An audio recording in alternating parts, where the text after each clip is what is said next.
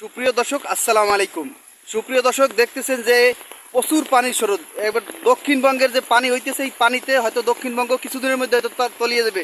এক লোক দেখতেছেন যে তার মনে হয় তার বাড়ির তলিয়ে যাবে, সেক্ষেত্রে তিনি এখন এই জায়গায় হয়তো বাঁধ দেওয়ার একটা চেষ্টা করতেছেন। আসলে এটা ফারাক্কা বাঁধের চাইতে কম না। দেখতেছেন যে আসলে কি পরিমাণ পানির যে একটা স্রোত, দেখতেছেন যে এখানে বাঁধ ভেঙে যাইতেছে এবং ভেঙে এক প্রকারে পড়তেছে বাঁধ।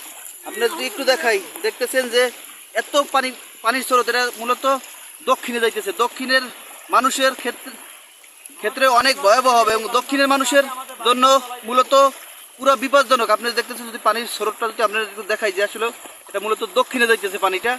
আরও দেখতেছেন যে এই জায়গায় ভাই মূলত বাঁধ দেওয়ার চেষ্টা করছে, আসলে বাঁধ দেওয়ার হয়তো চেষ্টায় কাজ হবে না, কারণ পানির স্রোতটা ফুল আইতেছে। দেখতেছেন আপনারা, আমরা সরাসরি লাইভে যুক্ত হয়েছি বাস এটা দেখানোর জন্য। দেখতেছেন যে কি পরিমাণ পানি, এই পানিটা মূলত দক্ষিণের দিকে চলিয়ে যাইতেছে এবং এখানে যে বাঁধ দেওয়া ছিল আসলে বাঁধ ভেঙে এক প্রকারে এই পানি দক্ষিণে প্রবাহিত হইতেছে।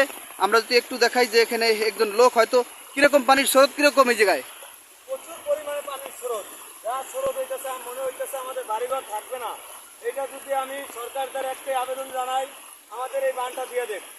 আচ্ছা, বাঁধটা দিলে আমরা বাড়িঘরে ঠিক মতন থাকতে পারবো, রাতে ঠিক মতন ঘুমাইতে পারবো। এখন ভয়ে ভয়ে ঘুমাইতে হয় পানির স্রোতের জন্য। দেখতেছেন যে সুপ্রিয় দর্শক এক লোক এখানে মূলত বাঁধ দেওয়ার চেষ্টা করছে, আসলে বাঁধ ভেঙে পুরা তছনছ হয়ে যাইতেছেন। আমরা যদি আর একটু দেখাই যে আপনাদের দেখেন এইখানে পুরো একটা বাঁধ ছিল, যেখানে একটা বেড়িবাঁধের মতো ছিল, এই বেড়িবাঁধ ভেঙে পুরো তো পানি বিপদ সংকেত যেটা দেখতেছি আমরা বারবার, যে এখানে পানিতে বারবার বিপদ সংকেত দিতেছে। এক লোক মূলত তার বাসায় যাইতেছে, যে এখান থেকে পানি প্রতিদিনই পানি পারাপার করে তার বাসায় যাইতেছে এবং একটুর জন্য হয়তো তিনি দেখতেছেন যে পানির স্রোতটা আপনি দেখতেছেন যে কি পরিমাণ পানির স্রোত।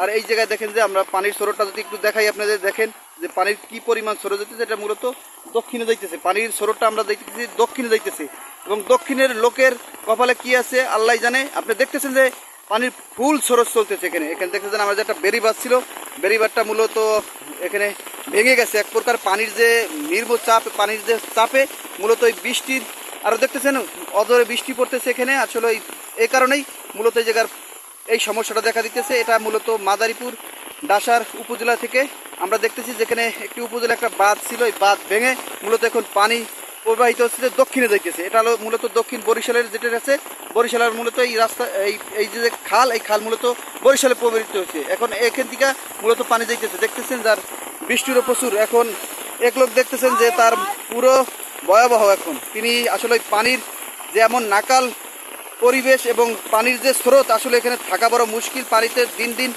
আরও দেখতেছেন আরও বৃষ্টি হইতেছে, আরও সেক্ষেত্রে আরও ভয়াবহ, মূলত আরও ভয়াবহ রূপ ধারণ করতেছে পানিতে। দেখতেছেন যে সুপ্রিয় দর্শক, অবশ্যই পানি এবার হয়তো সবচেয়ে বড় রেকর্ড ভাঙবে পানিতে। আমরা যদি একটু দেখি যে পানি এত পরিমাণ পানি হইতেছে এরকম কোনো সময় আর হয় নাই এবং অবশ্যই এই পানি পুরা স্রোত পানিতে দেখতেছেন মূলত আমরা দেখতেছি পুরা স্রোত পানিতে, পুরা স্রোত এবং মানুষের পুরা নাকাল পরিবেশ। অবশ্যই মাদারীপুর কালকিনি থেকে অবশ্যই ভালো থাকেন।